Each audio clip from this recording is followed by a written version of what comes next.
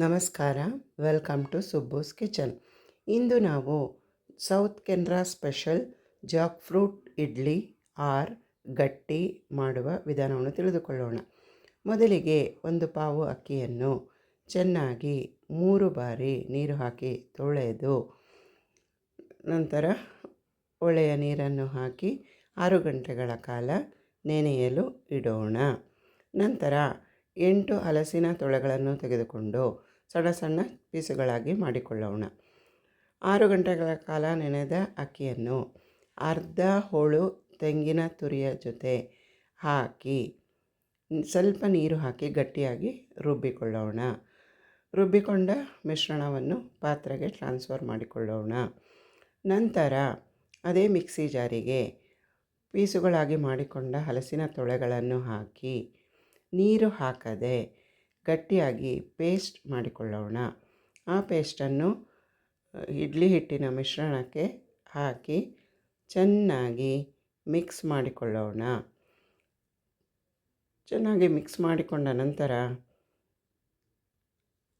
ಅರ್ಧ ಸ್ಪೂನು ಉಪ್ಪನ್ನು ಹಾಕಿ ಚೆನ್ನಾಗಿ ಮಿಕ್ಸ್ ಮಾಡಿಕೊಳ್ಳೋಣ.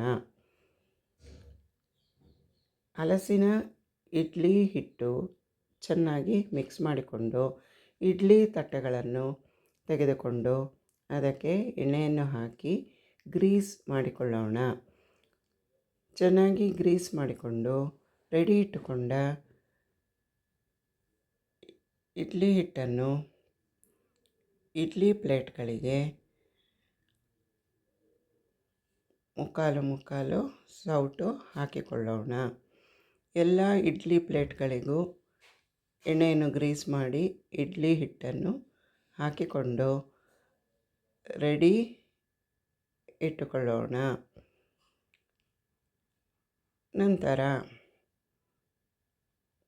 ಒಂದು ಕುಕ್ಕರನ್ನು ಬಿಸಿಗಿಟ್ಟು ತಳಕ್ಕೆ ನೀರು ಹಾಕಿ ಇಡ್ಲಿ ಸ್ಟ್ಯಾಂಡನ್ನು ಕುಕ್ಕರಿನಲ್ಲಿ ಇಟ್ಟು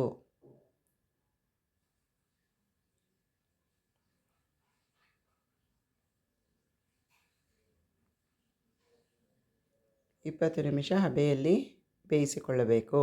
ಇದನ್ನು ಬಾಳೆ ಎಲೆಯಲ್ಲಿಯೂ ಮಾಡಬಹುದು. ಬಾಳೆ ಎಲೆಗೆ ಮುಕ್ಕಾಲು ಚಮಚ ಎಣ್ಣೆಯನ್ನು ಹಾಕಿ ಗ್ರೀಸ್ ಮಾಡಿಕೊಂಡು ಇಡ್ಲಿ ಹಿಟ್ಟನ್ನು ಹರಡಿ ಎಲೆಯನ್ನು ಮಡಚಿ ಉಲ್ಟಾ ತಿರುಗಿಸಿ ಸ್ಟೀಮರ್ನಲ್ಲಿ ಇಟ್ಟು ಬೇಯಿಸಿಕೊಂಡರೆ ಜಾಕ್ ಫ್ರೂಟ್ ಗಟ್ಟಿ ಸವಿಯಲು ಸಿದ್ಧ. Please do share, like and subscribe. ನೀವು ಬೇಕಾದರೆ ಸ್ವಲ್ಪ ಬೆಲ್ಲವನ್ನು ಸೇರಿಸಿಕೊಳ್ಳಬಹುದು. ನಾನು ನ್ಯಾಚುರಲ್ ಸ್ವೀಟ್ ಜಾಕ್ ಫ್ರೂಟ್ನಲ್ಲಿ ಇರುವುದರಿಂದ ಬೆಲ್ಲ ಹಾಕಿಲ್ಲ. Thanks for watching. ಧನ್ಯವಾದಗಳು.